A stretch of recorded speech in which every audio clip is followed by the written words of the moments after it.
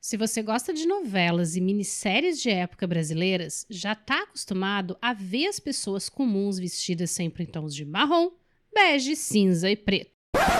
Mas a real é que as roupas dessa galera eram muito mais coloridas. E no vídeo de hoje nós vamos falar sobre as cores nas roupas brasileiras de 1700. Meu nome é Pauline Kisner, eu sou historiadora da indumentária e recriadora histórica e você está no canal da Modista do Desterro.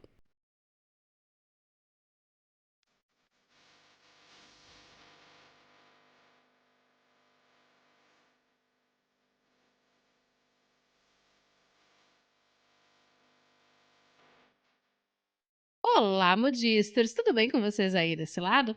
Se você caiu pela balaustrada da caravela, foi carregado pelo balanço das ondas do mar e está chegando aqui hoje por acidente, seja muito bem-vindo. Nesse canal, a gente fala de história da moda, mas com consciência de classe. Sempre a partir do estudo das fontes originais da época e das pesquisas desenvolvidas nas universidades e nos museus. Tudo isso para trazer para você um conteúdo histórico gratuito, de qualidade, na nossa língua portuguesa, sem sensacionalismo e sem informação tirada do c****. Quando a gente fala de história do Brasil, a verdade é que o contato mais próximo que a maioria das pessoas tem com o assunto é através das produções audiovisuais. Novelas como A Escrava Isaura, Chica da Silva, Novo Mundo, Lado a Lado, além de filmes já clássicos como Carlota Joaquina, que deixaram uma marca muito profunda no modo como as pessoas imaginam o que era viver no Brasil dos séculos passados. E embora essas produções sejam ficção e uma forma de entretenimento, não necessariamente algo com objetivos educacionais, para muita gente, elas acabam sendo sim uma referência muito forte sobre a história do país, se não a única referência mesmo.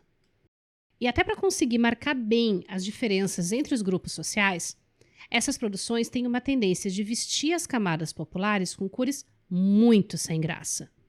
Mas quando a gente vai para as fontes da época, a gente descobre que, na verdade, o brasileiro sempre foi extra pra caramba quando o assunto é cores e estampas nas roupas. Então já senta o seu dedinho nesse botão de like, se inscreve aqui no canal, ativa as notificações e vem comigo para descobrir exatamente por que esse negócio de clean girl não combina com a gente. Nesse vídeo eu quero apresentar para vocês um carinha chamado Carlos Julião, um italiano que, por algum motivo aleatório, trabalhava para o exército português e acabou parando foi aqui no Brasil nos anos 1700. A obra de Carlos Julião já é bem conhecida pelos historiadores que trabalham com Brasil Colônia, mas infelizmente menos conhecida pelo público do que a gente gostaria. Julião nasceu em Turim, na Itália, e teria ingressado no exército português em 1763 como engenheiro, com a função de mapear as centenas de milhares de fortalezas que os portugueses saíram construindo nas suas colônias. Só que o Julião também tinha formação como artista, ele era pintor. E isso fez com que ele acabasse olhando para outros aspectos da colônia que, pelo menos para a finalidade desse canal, interessam bem mais para a gente. Nesse caso, especificamente, o modo como os diferentes grupos sociais se vestiam. São atribuídos a ele 3 volumes de aquarelas registrando sua passagem por diferentes partes do Brasil, mas também pelas colônias portuguesas na África e na Ásia. O segundo volume dessa coleção é o que trata especificamente do Brasil, e você pode até baixar ele de graça no site da Câmara dos Deputados. Você encontra o link do download na descrição do vídeo, junto com todas as referências que eu usei nessa pesquisa. E se você curte nosso conteúdo e o trampo que a gente desenvolve por aqui, bom, você pode contribuir para fazer a manutenção do canal e ajudar a gente a produzir cada vez mais conteúdo gratuito por aqui. Você pode se tornar membro no YouTube utilizando o seu cartão de crédito, mas também pode assinar lá no Apoia-se, usando cartão ou boleto. Adquirir os nossos produtos exclusivos do canal, como as canecas e os azulejos decorativos, ou pingar um Pix eventual pra gente nesse QR Code que está aparecendo aí na sua tela. Aqui no Brasil, Julião passou por Salvador, Rio de Janeiro e Minas Gerais. E embora as aquarelas dele não tenham uma data precisa, a maioria dos pesquisadores concorda que elas foram produzidas na década de 1780 e que elas se referem principalmente à região das Minas Gerais, que nesse momento era a região economicamente mais importante do Brasil, bom, por conta da mineração. E a obra dele é muito influenciada por um tipo específico de literatura europeia que acaba sendo a chave para a gente entender a maneira como Julião representou tanto as vestimentas como as cores dessas roupas. Os chamados livros de costumes são coleções de ilustrações que representam os trajes vestidos por pessoas de diferentes regiões do planeta. Um dos exemplos mais famosos é o Hábitos Antigos e Modernos de Diferentes Partes do Mundo, publicado em 1590. Esses livros ilustrados podiam ser coloridos ou não, e às vezes acompanhavam pequenos textos descrevendo o traje apresentado e o grupo ao qual ele pertencia. O importante de dizer aqui é que não são retratos de pessoas específicas, mas sim o resultado de um somatório de informações visuais com a qual o artista teve contato num determinado período de tempo, e ele acaba pegando aquilo que mais chamou a atenção, aquilo que deixou uma impressão mais duradoura, mais marcante, e incluindo isso na representação. E sendo um europeu, Julião estava na posição de artista viajante, em que coisas que provavelmente eram corriqueiras para quem vivia nas colônias, para ele eram novidades que chamavam muito a atenção. Sabe aquele negócio de turista que se impressiona com as coisas mais banais que os moradores acham absolutamente normais, não ligam a mínima no seu dia a dia? Então, é mais ou menos isso. Só que até esse olhar impressionado e curioso dele era influenciado pelos conceitos europeus de estética, beleza e moral. E a gente não pode esquecer que é o olhar do colonizador. O que, infelizmente, é só o que a gente tem na maior parte do tempo, porque eram os agentes da colonização, o governo, as autoridades religiosas, que tinham meios e recursos para produzir esse tipo de registro. Então a gente precisa olhar nas entrelinhas, comparar diferentes fontes e discursos, e é por isso que você tem que desconfiar de todo o conteúdo de história na internet que seja produzido usando uma única fonte. Mas agora vamos falar sobre o que a gente encontra nas aquarelas do Julião e como isso se relaciona com outras fontes do mesmo período. Comparando com artistas do século XIX, pode parecer que a anatomia das aquarelas do Julião é meio esquisita, mas eu juro para vocês que faz parte do lance dos livros de costume. Porque o foco estava mais nos detalhes das roupas do que em qualquer outra coisa. E ele tem, por exemplo, ótimos registros dos uniformes militares usados por diferentes regimentos do exército português aqui na colônia. Mas também muitos registros da população civil. E uma das coisas que chama a atenção é a riqueza de detalhes na representação dos grupos sociais e étnicos e na diversidade de cores, cortes e estampas das roupas. O que permite que a gente tenha uma ideia, ainda que muito pequena, sobre o que as pessoas usavam aqui na colônia, o que circulava por aqui, e comparar com o que a gente tem na Europa na mesma época, para que a gente tenha uma noção, ainda que mínima, sobre o que era importado, copiado da Europa e o que era adaptado, o que era uma coisa mais propriamente brasileira.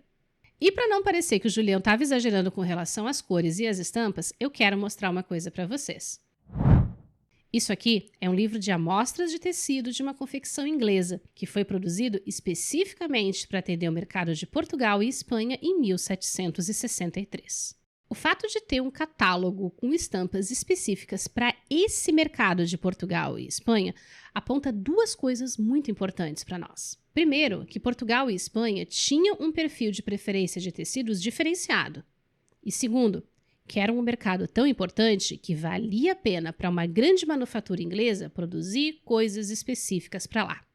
Os tecidos desse catálogo têm cores fortes e vibrantes, estampas contrastantes e com elementos florais grandes. Mas esses tecidos não chegavam diretamente da Inglaterra para os portos brasileiros. Sendo colônia de Portugal, o Brasil só podia receber navios portugueses ou navios estrangeiros que tivessem sido autorizados pelo governo. Isso fazia parte da política portuguesa de manter o controle econômico sobre a colônia e de evitar que as nações inimigas de Portugal fizessem a festa por aqui. O problema é que Portugal não era um grande produtor de tecidos. Então o governo tinha tratados de comércio com países que ou produziam tecidos ou transportavam tecidos em grandes quantidades de outras partes do mundo, como a Inglaterra, que no século XVIII já estava se tornando uma grande potência têxtil, principalmente de tecidos de lã, mas também produzia sedas de ótima qualidade. E a Holanda, que movimentava quantidades imensas de tecidos da Ásia para a Europa e para a África, especialmente as sedas chinesas e os algodões indianos. Tá, mas aí como é que a gente sabe que esses tecidos eram consumidos aqui no Brasil? Através de documentos, como os testamentos e os inventários, que descrevem as peças de roupas que as pessoas possuíam, identificando coisas como nomes dos tecidos, cores e até tipos de decoração, mas também de determinações do governo português que procuravam proibir a entrada de tecidos e outros produtos de luxo vindos da Ásia que fossem transportados em navios estrangeiros. E olhando algumas representações de tecidos na obra do Carlos Julião, mesmo com todas as liberdades artísticas que ele possa ter tomado, a gente consegue sim identificar alguns pontos de semelhança com o que era consumido na Europa no século XVIII, em especial um tecido chamado chita. Se você pensou naqueles tecidos florais baratinhos usados em trajes de festa junina, bom, não é bem deles que a gente está falando. A chita original era um tecido de algodão com estampas extremamente complexas, fabricado à mão na Índia e considerado uma das primeiras mercadorias de moda globais. E os navios de comércio portugueses que vinham da Índia transportando esses tecidos paravam na costa da África e aqui no Brasil antes de chegar em Portugal, fazendo com que sim, esses tecidos circulassem por aqui. Aliás, a maioria das chitas importadas da Ásia não ia para Portugal, ela acabava ficando ou aqui no Brasil, na América, ou então na costa da África, onde ela era trocada por africanos escravizados, que por sua vez eram enviados para o Brasil para abastecer as lavouras e a mineração. E como a gente tem alguns exemplos de roupas europeias dessa época em acervos de museu e casas de leilão, dá para comparar as estampas delas com o que o Carlos Julião pintou. Essa aqui é a ilustração número 7. E a moça usa um tipo de casaco com um padrão de flores grandes distribuídas de forma quase matemática. E aqui nós temos um exemplo de um tecido de seda do século XVIII que foi reaproveitado no século XIX com um tipo de estampa muito semelhante.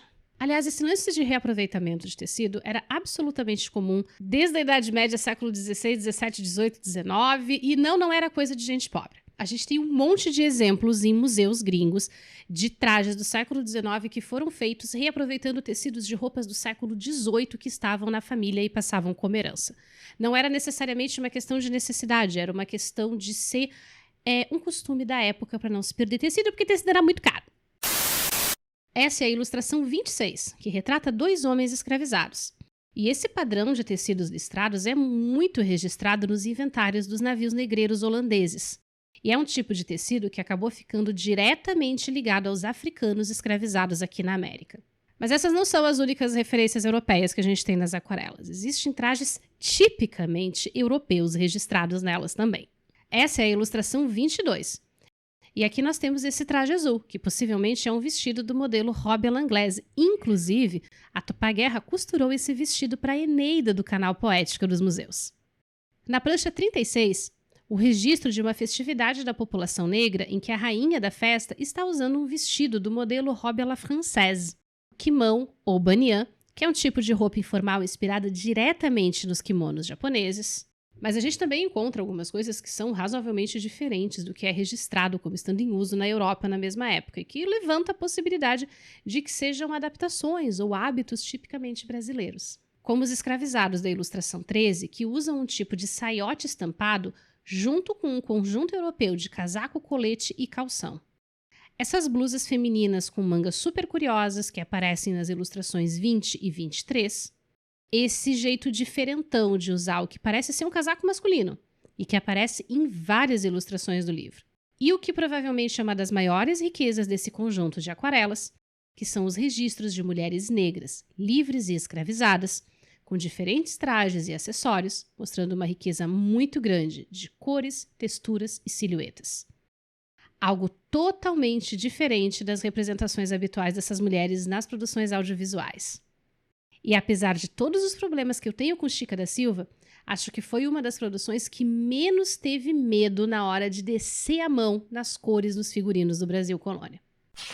Já fazia algum tempo que eu não mexia com o material do Carlos Julião, e aí nesse processo de reorganizar o canal e reorganizar algumas coisas do meu acervo aqui, eu reencontrei o volume que eu tenho impresso na década de 60 pela Biblioteca Nacional. E aí eu voltei a folhear, voltei a olhar para ele com carinho. Engraçado, né? Depois de algum tempo sem mexer, a gente olha para as coisas com um olhar diferente, a gente nota coisas diferentes e tem perguntas e interesses diferentes. E aí, folheando, eu me reinteressei principalmente pela questão dos tecidos e retomei algumas hipóteses de pesquisa, enfim, tem aquele comichão interno. E aí eu resolvi que vou tentar a mão de recriar trajes das aquarelas do Julião outra vez. Mas para isso você vai ter que assistir os próximos vídeos. Então, meu amor, se você assistiu até aqui, muito obrigada. Eu te convido a se inscrever aqui no canal, ativar as notificações, deixar o seu like, seu comentário nesse vídeo e dar uma conferida nestes outros conteúdos que a gente já tem por aqui e que eu separei para você com todo carinho.